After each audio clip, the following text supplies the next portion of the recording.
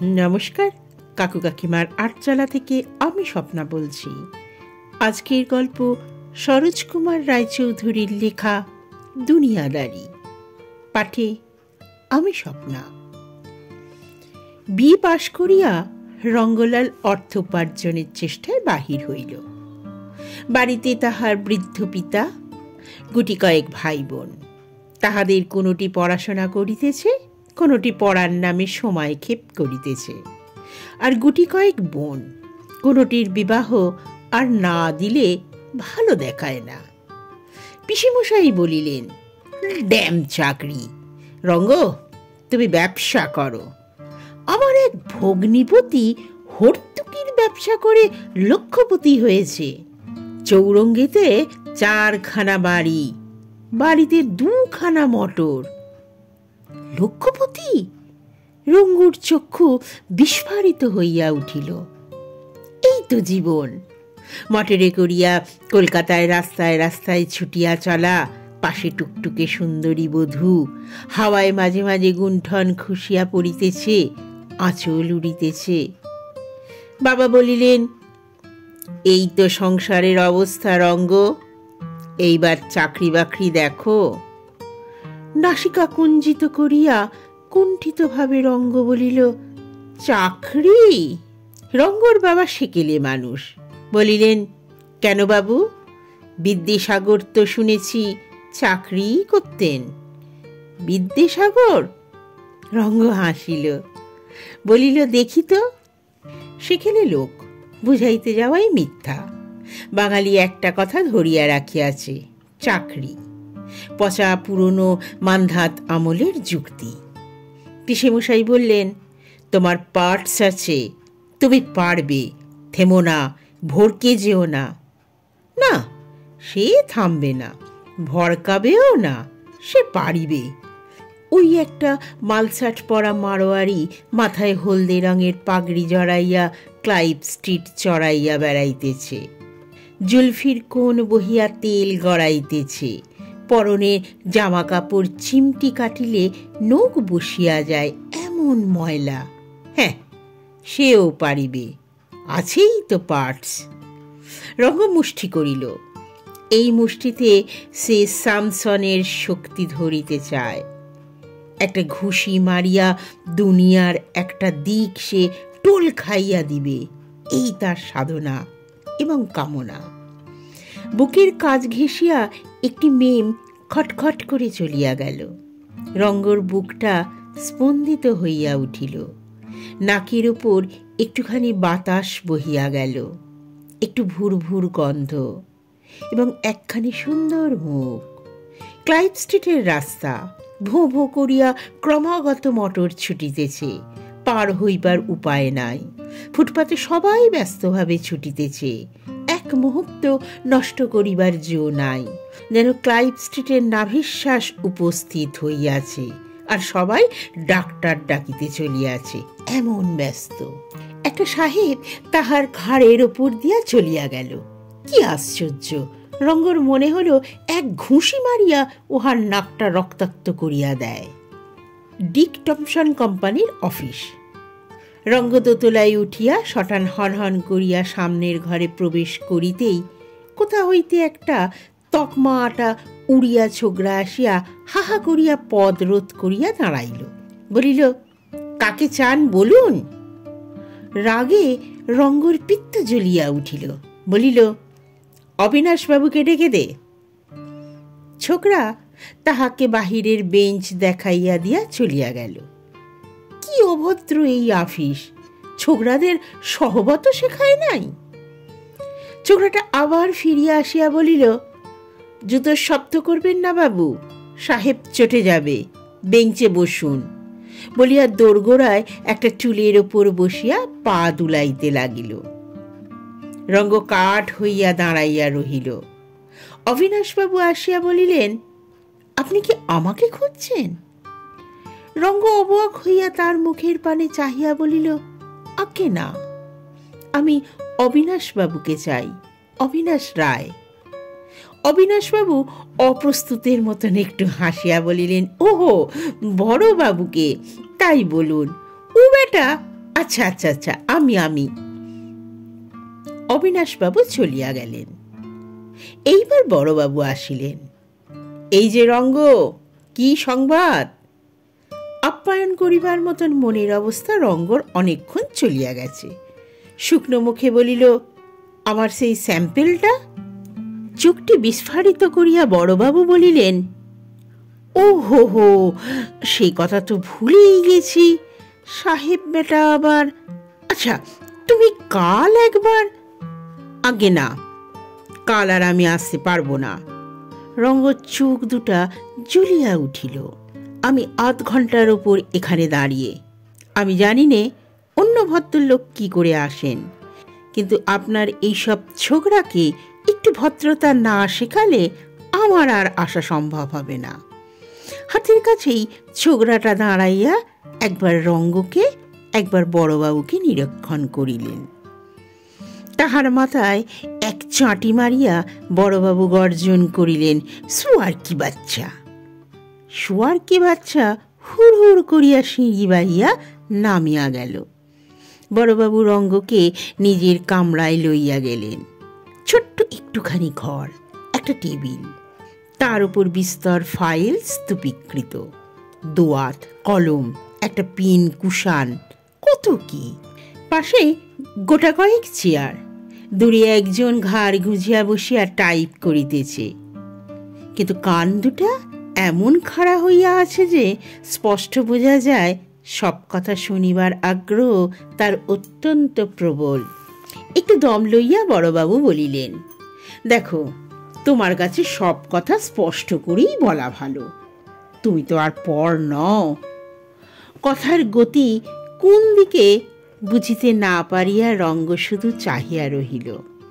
বড়বাবু একবার আপাত মস্তক রঙ্গকে চশমার ফাঁক দিয়ে দেখিয়া লইয়া বলিতে লাগিলেন, কাপড় চোপড় একটু ফর্সা রেখো হে, ভেক চাই, বুঝলে? তুমি যে আমার কাছে এসেছো বেটা ভাবতেই পারিনি। তাছাড়া গলাটা একটু খাঁকড়াইয়া বলিল, দু চার পয়সা মধ্যে মধ্যে ওদের দিতে হয়, এই বকশিস আর কি, নইলে ওরা ঠিক খাতির করে না। ব্যবসা করতে গেলে এসব করতে হয়। হয়তো আরো অনেক কথাই বড়বাবু বলিয়া যাইতেন। বুড়ো মানুষ, একটু বেশি বকা অভ্যেস। কিন্তু রঙ্গেও মধ্যপথে বাধা দিয়া বলিল, আর আমার সেই স্যাম্পেল? হ্যাঁ, তোমার সেই স্যাম্পেল, বলিয়া আঙুলের মাথাগুলির ওপর একবার দৃষ্টি বোলাইলেন। কলমটা দোয়াতদানির ওপর তুলিয়া রাখিলেন, একটা ঢোক গিলিলেন, একটু কাশিলেন, তারপর বলিলেন, কি জানো, কুচো হর্তুকি নয়, তুমি কতকগুলো গোটা হর্তুকি পাঠাও, এই সামান্যই। আচ্ছা, তাহলে কালকে, বরং পরশু। কালকে আবার মেললে কিনা, বুঝলে না? রঙ্গ ঘাড় নাড়িয়া জানাইল, বুঝিয়াছি। একটা নমস্কার করিয়া চলিয়া আসিল। সিঁড়ির শেষ ধাপে পৌঁছাইয়া উপর হইতে কে ডাকিল, একটু শুনুন মশাই। ওই লোকটি যে ঘাড় গুঁজিয়া টাইপরাইটারটির সামনে বসিয়াছিল। লোকটি হাসিয়া বলিল, আপনি বুঝি বড়বাবুর আত্মীয়? রঙ্গ ঘাড় নাড়াইয়া জানাইল, হ্যাঁ।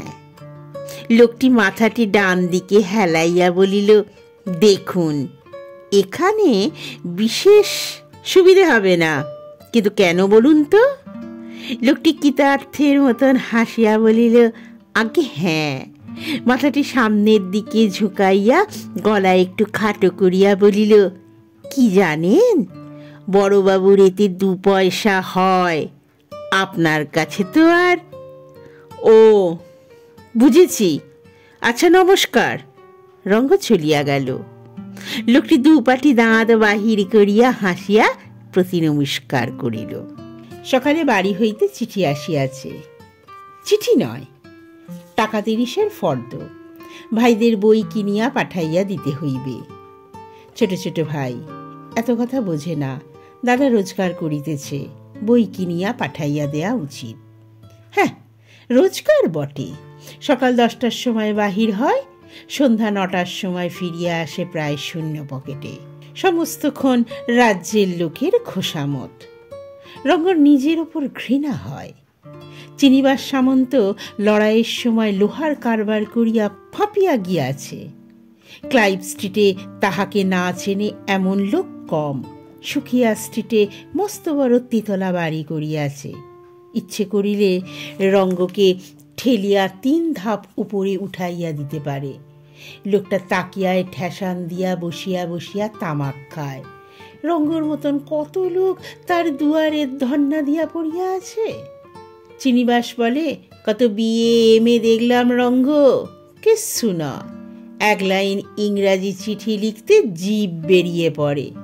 বলে, আর ঠোঁটের দুকোণ দিয়ে যে পানের রস ঝরে, তাই ডান হাত দিয়ে মুছে মাথার কাছে দেয়ালের হাতখানা ঘষে। দেয়ালটা পানের রসে লাল হয়ে গেছে। রঙ্গর গাটা কিরকম করে ওঠে। ডিক টমসনের অফিস হইতে বাহির হইয়া রঙ্গ ওই লোকটির কথা ভাবিতে ভাবিতেই চলিতেছিল। পিছন হইতে কি আসিয়া তাহার কাঁধে হাত দিল। রঙ্গর মাস্তুতো দাদা।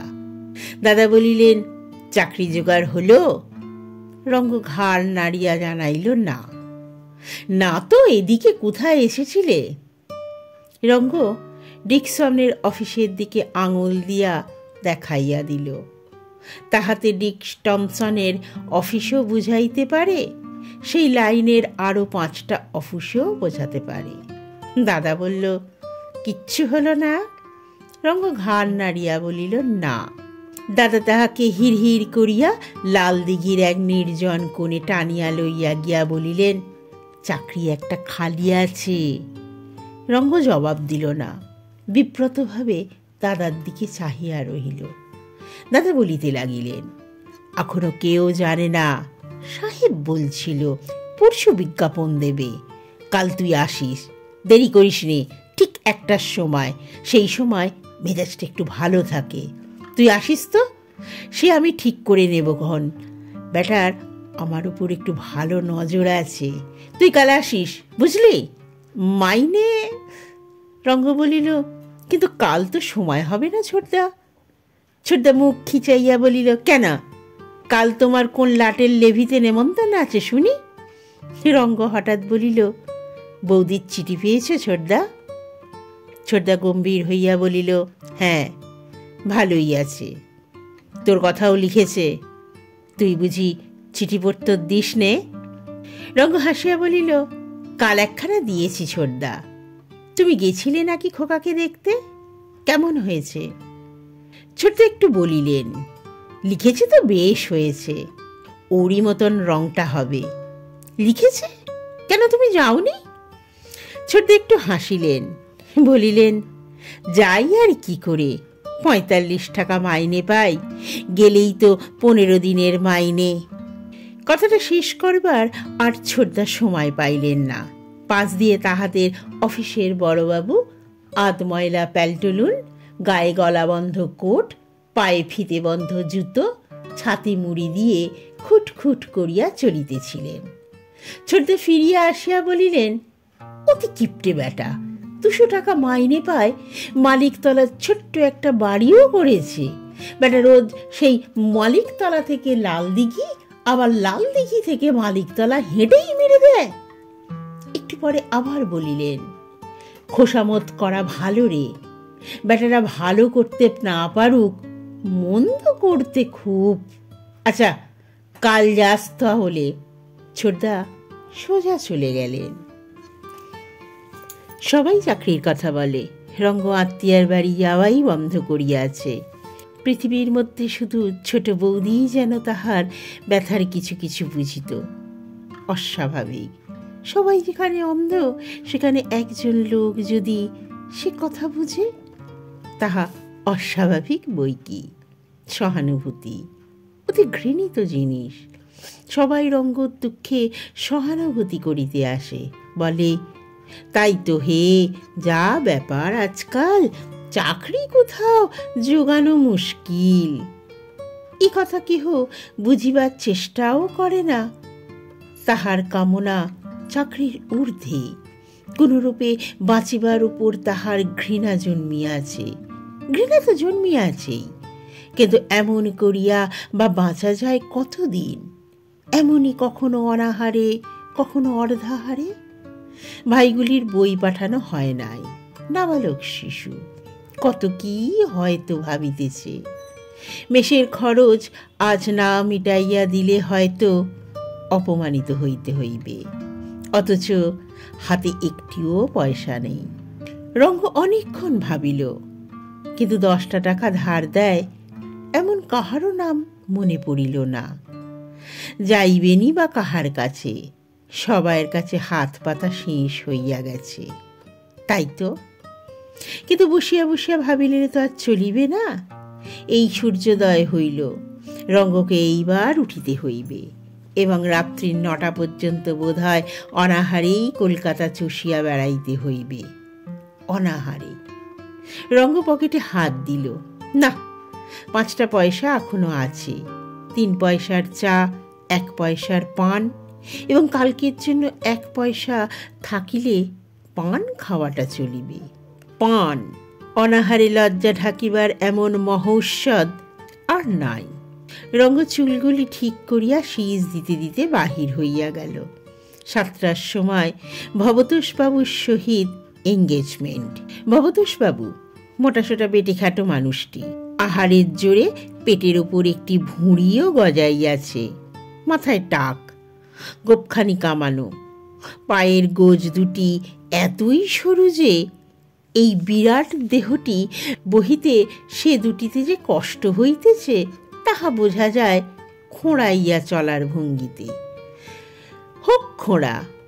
লোমনাশক সাবান বিক্রি করিয়া ভবতোষবাবু বেশ 2 পয়সা কামিয়াছে।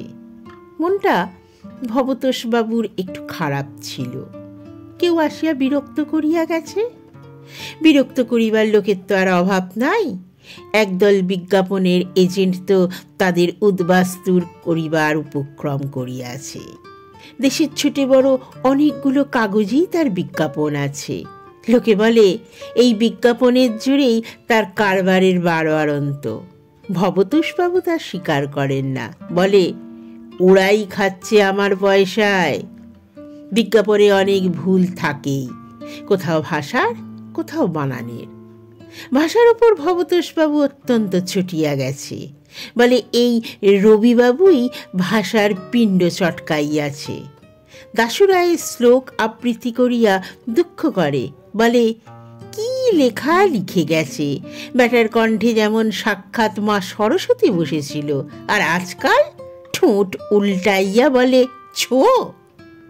প্রথম প্রথম রঙ্গ সহিতে পারিত না। মনে হইত যা মনে আসে তাই বলিয়া দিয়া চলিয়া আসে। বলিয়া দেয়, তুমি বাপু লোমনাশক সাবান বিক্রি করিতেছ, তাই করো, আবার এদিকে নাম ঢোকাও কেন? বন্ধুরা বলিতে, ঢোকাইবে না? তোমার ঘরে যখন দরজা জানলার রেয়াজ নেই, তখন যাহার নাক আছে সেই নাক ঢোকাবে, বেশ করিবে। বলিবার কিছু নাই। রঙ্গ ভাবিত, বলিয়া যাক, যার যা খুশি। চাকা যদি কোনোদিন ঘোরে, এমনি করিয়া টাকার ওপর বসিয়া থাকিবার দিন যদি কখনো আসে, সেদিন উহার মুখের ওপর জবাব দিয়া যাইব। আর যা, এবং আজ যাহারা চারিপাশে বসিয়া ক্রমাগত সায় দিয়া যাইতেছে, সেদিন উহারাই তাহার বালাখানায় বসিয়া ঠিক উল্টো কথা বলিয়া যাইবে। এখন রঙ্গর সইয়া গেছে, সমস্ত কিছুতে সায় দিতে আজ আর তাহার বাধে না। রঙ্গকে দেখিয়া ভবতোষবাবু প্রথমটা কথাই বলিল না, আলবোলাই টানাইয়া যাইতে লাগিল। রঙ্গ ভয়ে ভয়ে ফরাসের এক কোণে চুপ করিয়া রহিল। কথা কয় এমন সাহস নাই। একটু পরে ভবতোষবাবু হাতের কাজে কাগজখানি রঙ্গর দিকে ছুঁড়িয়া ফেলিয়া দিয়া বলিল, দেখেছ এখানা? ঠিক কতটুকু ভবতোষ দেখাইতে চান তা বুঝিতে না পারিয়া রঙ্গ কাগজখানির উপর ঝুঁকিয়া পড়িল। ভবতোষবাবু তাকিয়া ছাড়িয়া গর্জন করিয়া উঠিল, আরে এটা কি একটা বাংলা হয়েছে? এটি পয়সা দেব একটি পয়সাও দেব না বেটাদের। এতক্ষণে ব্যাপারটা হৃদয়গম হইল। ভবতোষবাবু বকিয়া যাইতে লাগিল, ক্রমাগত এবং অনর্গল, যাহার অনেক কথা মিথ্যা এবং অনেক কথা বানানো। কিন্তু যে কথা বলিবার জন্য রঙ্গ সমস্ত পথ নিজেকে তামেল দিতে দিতে আসিয়াছিল, তাহাই তাহার ভুল হইয়া যাইতে লাগিল। কয়টা টাকা তাহার একান্তই প্রয়োজন, অথচ কথাটা কেমন করিয়া পেশ করলে ঠিক হয় তাহাই বুঝিয়া উঠিতে পারিতেছিল না। ভবতোষবাবু ক্রমাগতই বকিয়া চলিল। রঙ্গ বলি বলি করিয়াও কোনো রকমে কথাটা তুলিতে না পারিয়া আস্তে আস্তে নমস্কার করিয়া উঠিয়া পড়িল। পথে আসিতে আসিতে মনে মনে ভগবানকে উদ্দেশ্য করিয়া বলিল, উপবাস করিতে ভয় করি না প্রভু, কিন্তু একটা গভীর লজ্জার হাত থেকে তুমি আমাকে বাঁচালে। সকালে সন্ধ্যায় রঙ্গ একটুখানি ভগবানের ধ্যান করে। আগে করত না, বলিতে সত্যকার বিশ্বাস যদি তার উপর থাকে এমন করে খোসামত না করলেও চলে। এই লইয়া পণ্ডিতদের সঙ্গে অনেক তর্কও সে করিয়াছে। মানুষ যে কাহারও কাছে মাথা নত করিবে ইহা সে সহ্য করিতে পারিত না। তারপর দুঃখের দিন যতই ঘোরালো হইল, আসিতে লাগিল, প্রাণপণে সংগ্রাম করিয়া দেখিতেছে কিছুই হয় নাই, সহ্য করিবার শক্তি পর্যাপ্ত নয়, এবং বিশ্বাস জন্মিয়াছে মানুষ তো সংগ্রামই করিতে পারে, সহ্যই করিতে পারে, সাফল্য তার হাতে নাই, শুধু লজ্জা করে। সেদিন তার একটি বাল্যবন্ধু আসিয়াছিল। রঙ্গ তার সামনে দেয়ালে টাঙানো কালীর ছবিকে প্রতিকার দিনের মতন প্রণাম করতে পারে নাই। সকালে সন্ধ্যায় ধ্যানও হয় নাই। মনে মনে শুধু মার কাছ হইতে ক্ষমা চাহিয়া রাখিয়াছে। মাঝে মাঝে এও মনে হইত, বুঝি পূর্বের সে তেজ আর তার নাই। মাঝে মাঝে মনে হইত, এত দুঃখ কষ্টের পর এতদিনে বুঝি সে সত্যের সন্ধান পাইল। কখনো ভালো লাগিত, কখনো লাগিত না। মাঝে মাঝে বাড়ির কথা মনে পড়িত। ছায়ায় ঘেরা পাখি ডাকা বনপথের ওপর ছোট্ট বাড়ি, মাটির ঘর, খড়ের চাল, সামনে খানিকটা ঝকঝকে তকতকে উঠান, তার উপর সার সার খড়ের পালা। এক কোণে একটা অসত্য ঘটের মতন দাঁড়াইয়া আছে, নিচেটি তার বেদি বাঁধানো। সকালবেলা তারই ওপর চাটাই বিছাইয়া বাড়ির ছেলেরা পড়িতে বসে। উঠানের মাঝখানে একটা গরুর গাড়ি পড়িয়া আছে, এবং সমস্ত দিন ছোট ছোট ছেলে মেয়েদের অত্যাচার সহিতেছে। রঙ্গর বাবাকে সেজন্য সর্বদাই সতর্ক হইয়া থাকিতে হয়। আর ছোট ছোট ভাই বোনগুলি কেহ বা ময়লা তালিমারা ছেঁড়া একটা জামা গায়ে দিয়া খেলা করিতেছে, কেহ বা দিগম্বর হইয়াই উঠোনময় নাচিয়া বেড়াইতেছে। তার সব ছোট ভাইটির কাপড় পরিবার শখ খুব বেশি, না পাইলে কাঁদে। মাথায় কার একখানা বড় কাপড় একরকম আটিয়া সাটিয়া জড়াইয়া দিয়াছে, কোমরের দিকটা প্রকাণ্ড মোটা হইয়া আছে। তাহাই পড়িয়া তার আনন্দ দেখে কি? এমন করিয়াই বা কয়দিন সংসার চলিবে? কিন্তু সেই বা কি করিবে? তখন তাদের সময় খারাপ পড়িয়াছে, সবই সহিতে হইবে। বাবা অত্যন্ত চটিয়া গিয়াছেন, চিঠিপত্র দেয়া প্রায় বন্ধ করিয়াছেন। মিথ্যা রাগ। তিনি তো বোঝেন না রঙ্গর চেষ্টার ত্রুটি নাই, কিন্তু যিনি দেবার মালিক তিনি না দিলে সে কি করবে? একটা হিন্দুস্তানি একদিন একটা কথা বলিয়াছিল, সেই কথাটি রঙ্গর মাঝে মাঝেই মনে পড়ে। চার ভুজা জব দেতা হ্যায় দো ভুজ মে তব কিতনা লেওগে, দো ভুজ মে তব কিতনা লেওগে। কথাটি রঙ্গ বারবার মনে মনে আবৃত্তি করে, মনে বল পায়। তারপর সম্মুখে টাঙানো মা কালীর ছবির দিকে চাহিয়া বারংবার প্রণাম করে। অনেকদিন পরে রঙ্গ মাসিমার বাড়িতে গিয়া উপস্থিত। দোতলার সিঁড়ি বাহিয়া উঠতেই সামনে ছোটদা। ছোটদা হাঁকিলেন, ওমা, ওই নাও, তোমার রঙ্গবাবু এসেছেন।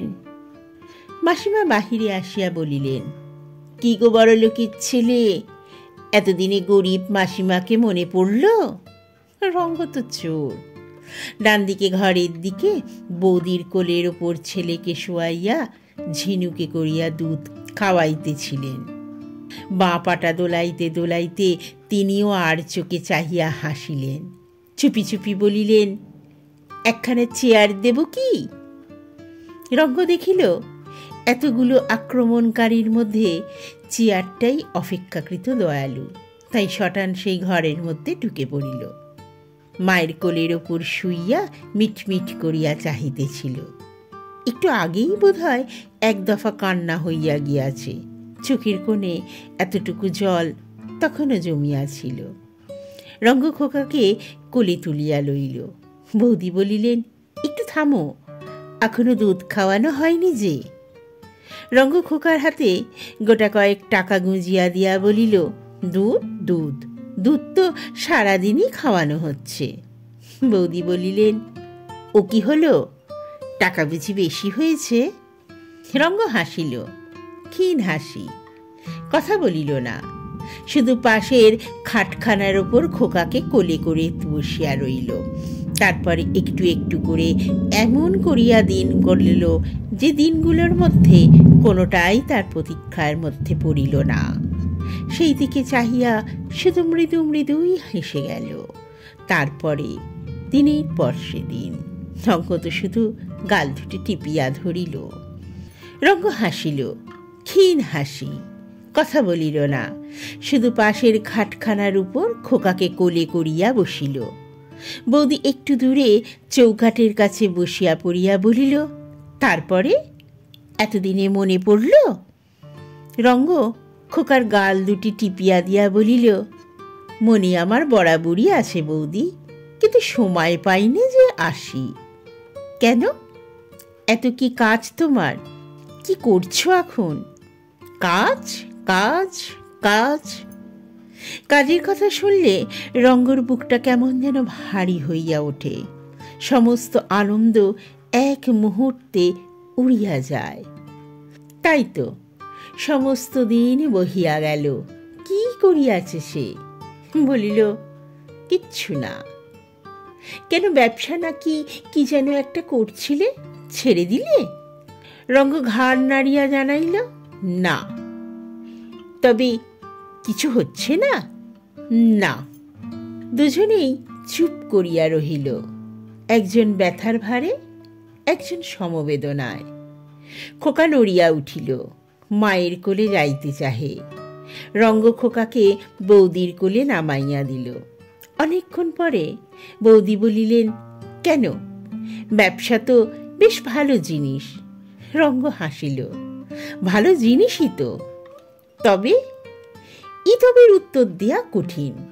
কেন ব্যবসা ফেল পড়ে, বাঙালির ছেলের মুশকিল কোথায়, বাধা কি, এক কথায় তা বুঝাইয়া দেয়া যায় না। তর্ক করিলে ঠকিতে হয়, এবং তর্কে জিতিয়া গেলেও ব্যবসা করা সহজ হইয়া ওঠে না। রঙ্গ চুপ করিয়া রহিল। একটু পরে বৌদি হাসিয়া উঠিলেন। হাসো যে? বৌদি বলিলেন, তুমি নাকি সন্ন্যাসী হচ্ছ? না, কোনোদিন না। কে বললে? সবাই বলে। রঙ্গ হাসিল, বলিল, সবাইকে? তুমি বলো, আমি বলি না, কারণ আমি জানি তুমি সন্ন্যাসী হওয়ার ছেলেই নও। কিন্তু তুমি নাকি খুব জপ তপ করো, তোমার ঘরে নাকি ঠাকুর দেবতার ছবি টাঙানো থাকে। থাকে, কিন্তু সে কি দোষের? বৌদি কথাটা ফিরিয়া লইলেন, বলিলেন, কিন্তু তুমি বিয়ে করছো না কেন যে? তাহলে তা বলো। গভীর দুঃখের সঙ্গে রঙ্গ বলিল, মেয়ে কই? বৌদি গভীর উৎকণ্ঠার সঙ্গে বলিল, কেন, বাংলাদেশের এত মেয়ে কি সব বিলিতে গেছে? কি জানি কোথায় গেছে বৌদি, কিন্তু দাও না খুঁজে একটি। বৌদি হাসিলেন, না, সত্যি ঠাকুরপো, করবি বিয়ে? রঙ্গ একটু শুষ্ক হাসি হাসিয়া বলিল, তুমি যদি, কিন্তু তুমি কি ভাবতে পারো বৌদি, আমার হাতে কেউ মেয়ে দিতে পারে? আমার মতন এমনই একটা। কেন, তুমি কি খারাপ পাত্র? না, খুব ভালো পাত্র। কেন, বিএ পাশ করেছ এবং কিছুদিন এমএও পড়েছি। তুমি একটা সত্য কথা বলেছ বৌদি, সন্ন্যাসী হবার ছেলে আমি নই। রাস্তায় সুন্দরী মেয়ে দেখলে আমি থমকে যাই।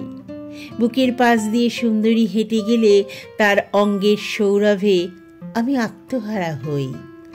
বিয়ে আমি করতে চাই এবং করতেও পারি। আমি তাকে ভালোবাসতেও পারি, কিন্তু খেতে দিতে পারবো না। কথা তাই নিয়ে বৌদি, না খেলেও প্রেম চলে কিনা সেই বিষয়ে আমার গভীর সন্দেহ আছে। দুজনেই চুপ করিয়া রহিল। একটু পরে রঙ্গ বলিল, বৌদি, বাঙালির ছেলে কোনোদিন খাঁটি ব্যবসাদার হতে পারে না কেন বলো তো? প্রথম বাধা তার শিক্ষা। কেন, শিক্ষার অপরাধ কি? রঙ্গ উত্তেজিত হইয়া খাটের উপর একটা চাপড় দিয়া বলিল, তর্ক করলে হবে না বৌদি, শুধু শুনে যাও। তর্ক এ নিয়ে অনেক ওঠে জানি, কিন্তু এ আমার নিজের রক্ত দিয়ে শেখা কথা। এ নিয়ে আমি কাউকে তর্ক করতে দেব না। রঙ্গ হাঁপাইয়া উঠিল। তারপরে বলিল, কিন্তু কিন্তু শিক্ষারই তার সব থেকে বড় বাধা নয়। টাকার লোভে মানুষ যখন চুরিও করে, তখন তার আদর্শ ও আত্মমর্যাদা বিসর্জন দেয়া খুব বড় কথা নয়। আসল বাধা হলো সমাজ। কি যেন একটু ভাবিয়া লইল, বলিল, হ্যাঁ, সমাজ। একে আমি ভেঙে চুরে গুঁড়িয়ে দিতে চাই।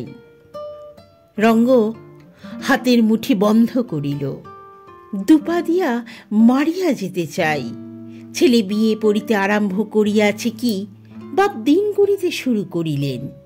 একটা দিন পরেই ছেলের ঘাড়ে সংসারের ভার চাপিয়া দিয়া তিনি নিশ্চিন্ত হবেন। বিয়ে পাশ করবার পর ছেলে দুদিন ভাবতে সময় পায় না কোন পথে সে যাবে, সংগ্রাম করবে কি। পেছন থেকে নানান কণ্ঠে আর্তনাদ উঠল, আমরা যে মরি, তুমি যা হয় একটা করো। শেষে সামনে যা পায় তাই নিয়ে সমস্ত আশা আকাঙ্ক্ষা বিসর্জন দিতে নিশ্চিন্ত হতে হয়। তাহলে ছেলেদের কি করা উচিত? বাপ মা না খেতে পেয়ে মরবে? সামনে ঝুঁকিয়া পড়িয়া রঙ্গ বলিল, হ্যাঁ, মরবে। কি করবে ছেলে? কি করতে পারে সে? তার যে সংগ্রাম, অনাহারে অনিদ্রায় দিনের পর দিন মাসের পর মাস চালানো, সে তো তাদেরই জন্য।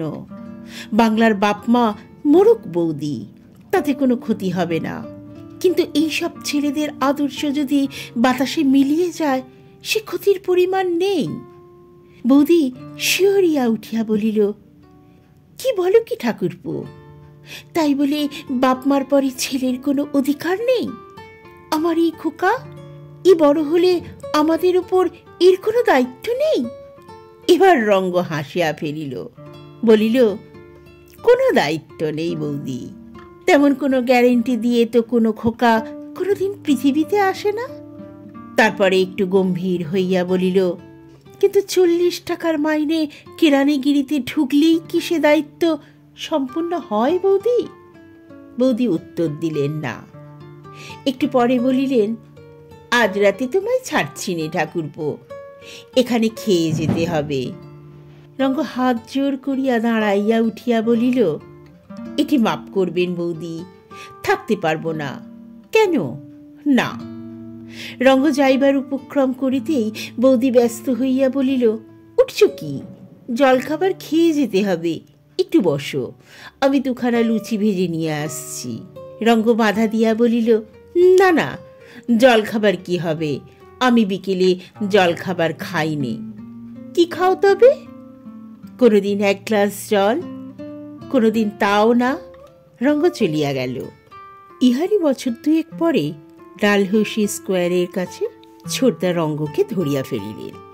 বাহ, চাকরিতে ঢুকে আর বুঝি আমাদের মনেই নেই?